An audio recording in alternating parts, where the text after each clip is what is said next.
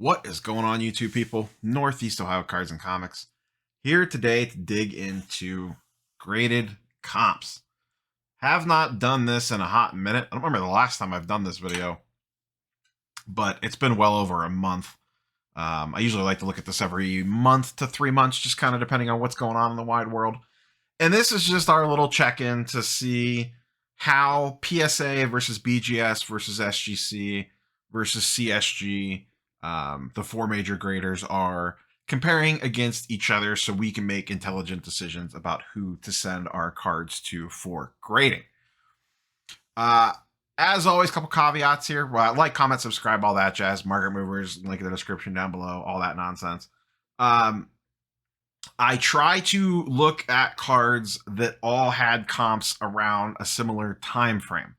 I see a lot of people do these videos and they're comparing like a PSA 10 that's sold to an SGC 10, but there's like 3 months difference between the two. That doesn't do you any good at all. The market moves too quick. So if I can't find anything within at least a week or two of each other, I usually won't use it, and I try to get even closer than that. It could get a little tricky sometimes, especially with CSG, just because there's still not a lot of cards in CSG slabs. So this is probably going to seem like a very odd smattering of cards to choose from.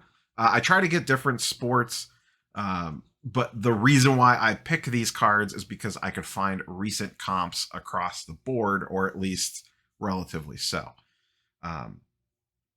So let's go ahead and dive in. Other than kind of keep in mind here, I should mention as well, we are looking at PSA 10, SGC 10, BGS 9.5, and CSG 9.5 because those are equivalent grades to each other. Some of the companies use 9.5 as their mint standard, and some use 10, like SGC and PSA. So for the BGS fanboys out there, calm down. I understand that BGS 10s and black labels sell for more than PSA. So let's go ahead and dive in here and look at some information. So for the purposes of this, CSG graded cards are not in market movers. They just do not have enough volume yet for them to add them into the database at this present time. But PSA, SGC, and BGS are, so we're going to use market movers to look at that. And then I have an eBay tab pulled up for recent sales of the CSG stuff. So first off, to get a little baseball, Fernando Tatis Topps Chrome base, and we'll try to move through this as quickly as possible. Nothing crazy here, pretty popular card. PSA 10 doing 169. BGS 9 doing 106. SGC doing 146. I will say on the SGC 10, this one was a little bit of an outlier. You could see this one spiked up, and this was from 1129, where it consistently kind of sold for about the same amount below. So, maybe this is a swing in things, or maybe this is just a random outlier for some reason on this particular one. But is what it is at 146, and then CSG 9.5 at $86. For those that this may be their first time here, generally the way that this ends up playing out is PSA is the lead dog. SGC and BGS kind of fight it out for 2, and CSG is pretty far down below the other ones, and at least at current time, that's holding true for this one, though. Like I said, we do have this SGC sale that's a little bit closer to PSA, so we will see if that holds as we move down the line here. Up next, Otani Pink Refractor. I was excited to see one of these sell in a CSG slab. PSA 10 doing $500. BGS 9.5 doing $279. SGC 10 doing $285. CSG 9.5, any guesses? $255. No subgrades on this one. This is a card, if you're going to send it to CSG, you should pay for subgrades on this one, IMO. For the extra $10, this is a pretty good size card. I really don't know why you would send this to them without subgrades. So flipping back over here, we see basically about 55, 60% for a PSA 10 compared to the BGS 9.5 and the SGC 10, and then about 50% on the CSG 9.5, with it coming in fourth once again.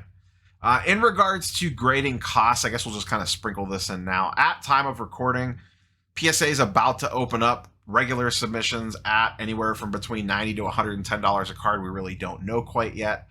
Or Express at $150. Express is running at about 2-week turnaround time. So you can get that back pretty quick. SGC is sitting at about 30 bucks. BGS is at like 250, and SGC, I think you can get in and out with them at about 35 bucks with subgrades, but it'll take a little bit longer. Soto, Topps Chrome Base. Once again, another baseball card here. Went baseball first. PSA 10 doing 240 bucks. BGS 9.5 doing 130. SGC 10 doing 189, so crushing BGS 9.5. A little bit of a delay, about a week gap in sales there, but it's not like the Soto market has moved a ton over that time period. And then coming over to CSG, 1 to 54 at bids. No subgrades once again. So this one actually did pretty well. Actually outperformed the BGS 9.5. Still a little bit ways away from the SGC 10 and still ways away from a PSA 10. Once again, you know, there are big grading fee differences between these cards, etc. But so CSG finally actually does not finish in last place on one of these and has a little bit of a bump up there. Part of that just could be because, you know, Soto has been one of the few MLB players that has really maintained a hot market through the off season. So his prices, he's a very in demand player. Moving along here, let's switch over to some basketball. LaMelo Ball, Hoops, PSA 10. Just the base card, nothing crazy. This does have a decent sized pop at 900 in PSA. Nothing huge, but nothing small either. PSA 10 doing 129 in the LaMelo Ball Hoops. BGS 9.5, 41 bucks. It was a while ago, but once again, I don't know that the LaMelo market shifted a ton over the last 2 weeks. And an SGC 10 doing 40 bucks, so very comparable to the BGS 9.5 and pretty distant compared to the PSA 10 on that one. Coming over here and looking at CSG 9.5, yikes, $22. This person definitely lost money on this card. I think it's about 25 to 35 bucks to grade with them with subgrades, plus the acquisition cost of the card. So, yikes. Yikes, yikes, yikes. This just ended just a couple days ago. So this is a very recent sale on this. Once again, coming back over here, 129, 40, 40, and 22. So that really hurts. And you do, so having done this, and you know, I was looking through a bunch of different cards. Some of the most interesting things is just search really specifically. What you can really do this for is, and you should really do this if you're considering submitting cards to any grading company, really. But like, just put in CSG and then just look at eBay sold listings, or actually look at completed listings. Same thing with like an SGC 9, at least on modern. And once again, for the comparisons of this, I should have mentioned at the beginning of the video, we are strictly speaking modern cards for this. I'm not looking at old school vintage stuff or retired players or anything like that. Just looking at modern. An interesting study on how slabs are selling is to look at completed listings, which will also show you items that ran at auction that did not get any bids. And like on CSG specifically, sometimes SGC 9s, you'll see some very low prices or some stuff that just doesn't even sell, more so on the CSG side of things. It's very interesting to see the cards for even random players that got submitted and people are just straight losing money on them because they sold for $5 or $10, or they had them at auction for $5, $10, and couldn't even get a bid on it. It just ran and completed with no bids even on it. So that's always an interesting thing that I do sometimes. Kevin Porter Jr. switching into some silvers here. Silver, no recent comps in a BGS or an SGC on this one. So we're just doing a PSA to CSG comparison here. But the main reason why I picked this card is because there was a recent sale on a CSG slab. And I was just interested to see how a CSG Prism Silver of a relatively well-known player would compare to a PSA 10 Silver. In this case, KPJ Silver doing 200 on a PSA 10 currently, and that's very recent sales just from a couple days ago. Here's one that went at auction in a CSG 9.5, once again with subgrades. This went about 6 days prior to the other one that sold in the PSA. $43. Yikes. Yikes. Not great. Not great at all. 43 bucks for a silver prism Kevin Porter Jr. When a PSA 10 is pushing 200. So not too good there. Lamar Jackson, silver premier. Once again, I cherry picked this one. Not cherry picked. It was just an interesting CSG recent sale that you don't normally see. Unfortunately, no sales on an SGC or a BGS 9.5. But a PSA 10, and this was on 11/20, so there's a little bit of a lag period here, but he was on an upswing because he's been playing pretty well. Not by much, though.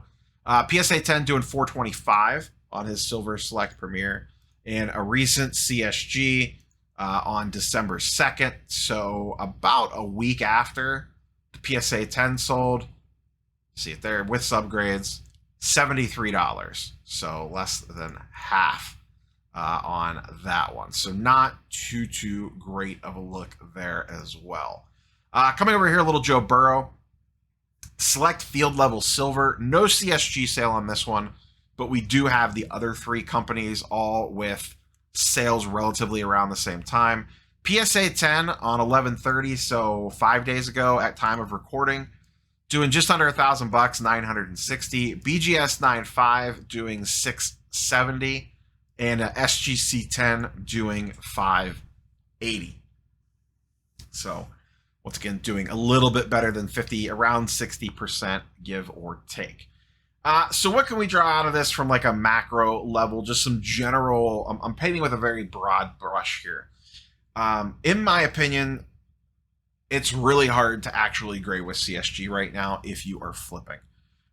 Their slabs still continue to lag the furthest behind in regards to secondary market pricing.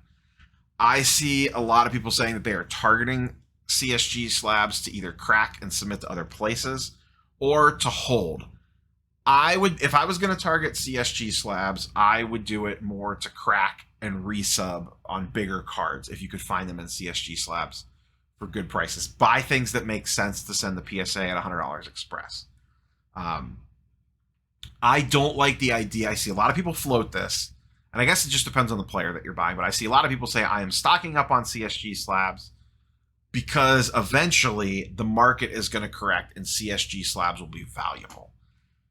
Here's the thing with that. You're taking a major risk two ways. One, you're hoping the player that you bought can actually hold value until the event that you think will happen also happens. So now you have two things you need to have go right. One, the players that you're buying need to continue to perform well and be valuable in 2 years, 3 years, 5 years. When are we thinking it's going to switch? A lot of people are pinning their hopes on the Fnatic stuff. So not only do you need a player to maintain value, you also need your hopes and dreams and rainbow bridges to come true for CSG to have a come up in the grading scheme. The other thing that's dangerous with that is CSG is very notably in, we've talked about it on the channel before, a label redesign. They are talking about actively redesigning the label. What happens if you have a stack of CSG slabs over here? They redesign the label. The new label looks really nice. It does gain some traction. Cool. Your cards aren't in that label. So by the time, say everything plays out real nice and sunny for CSG and they do come up and they get more respectable in the secondary market, but a lot of it's driven by the fact that it's a new, better looking design label and slab or whatnot, how does that help you with your pile of CSG slabs and the old label that people don't like? And as dumb as it sounds, the label matters. It absolutely matters. In regards to SGC and BGS, they're basically neck and neck for number 2. And once again, I'm strictly speaking secondary market. I've looked at a lot of different examples that don't always necessarily have comps on other cards. Basically, from what I typically find is an SGC 10 will sell around, give or take 10% either way, a BGS 9.5. I leave a little wiggle room there because BGS 9.5 comps, as we all know, are a little tricksy, depending on if it's a min gem, a true gem plus, a min gem plus, and all of BGS's shenanigans. So that part can sometimes get a little weird. I think like a true gem plus, to me, I would put slightly above an SGC 10. maybe even a true gem just barely, but that's more so, I'm a little personal bias there because I like BGS's slab better than SGC's. I would say like a true gem would be around an SGC 10 to slightly above in most cases. A true gem plus, I would definitely put like a 10% premium on over SGC. And a min gem, I would rather have an SGC 10 over a min gem, depending on the card. So I think that's where there's a little bit, you see a little bit of wiggle room there on an SGC 10 versus a PSA 10. And roughly speaking, very roughly speaking, it still seems to be holding. You know, there's a few cases here, like the Tatis, for example, where the SGC 10 performed a little bit better, but like I said, that could just be one outlier sale. In general, once again, from a macro level, I am still basically seeing about 60% value on an SGC 10 and a BGS 9.5 compared to a PSA 10. That's a very rough number you can use if you're just trying to get a rough idea of, you know, what a card in a particular slab is selling for. And then anywhere from 30% to 50% on a CSG 9.5, it's really all over the place. A really strong comp on a CSG 9.5 would be 50% of a PSA 10.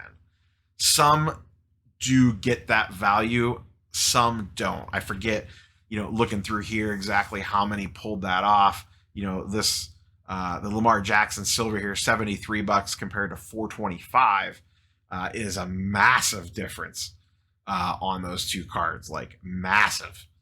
So, but on some stuff that's not the case. You know, this Topps Chrome 150 compared to 239 was much closer. This LaMelo at $22 compared to 129 is massively different.